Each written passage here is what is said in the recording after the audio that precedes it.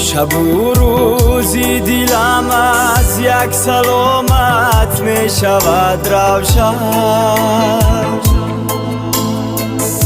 چراغی منزلم با یک کلامت می شود روشن. ایاما در جهانی آرزویم در بهاری مهر. بنامت می شود گلشن، بنامت می شود روشن. نامه‌ای سبزی بهشتم، شیرین آبی سرنوشتم. مادرم جان و دیلم، جان و دیلم، جان و دیلم. آسمانی و زمینی، داستانی نازنینی. منظری آب و گیلم، آب و گیلم، آب و گیلم.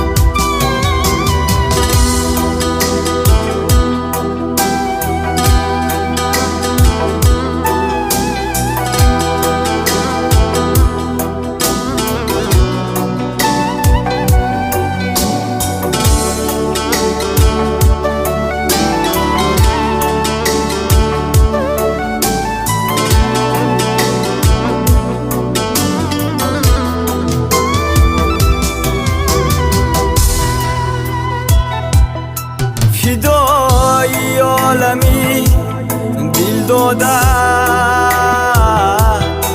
وجودی ساده و آزادت. مادرم پیشی پایت چون گله رویم اگر وقتی من است. جنتم خاکی راحت گویم اگر وقتی من است. بهتر از گل باغ‌ها این خورمی روی جهان. گردی دامانی تو را گویم اگر وقتی من است. نامه‌ای سبزی بهشتم، شیرین آبی سرنوشتم. مادرم جان و دیلم، جان و دیلم، جان و دیلم. آسمانی و زمینی، داستانی نازنینی. منظری آب و گیلم، آب و گیلم، آب و گیلم. نامه‌ای سبزی بهشتم، شیرین آبی سرنوشتم. مادرم جان و دیلم، جان و دیلم، جان و دیلم.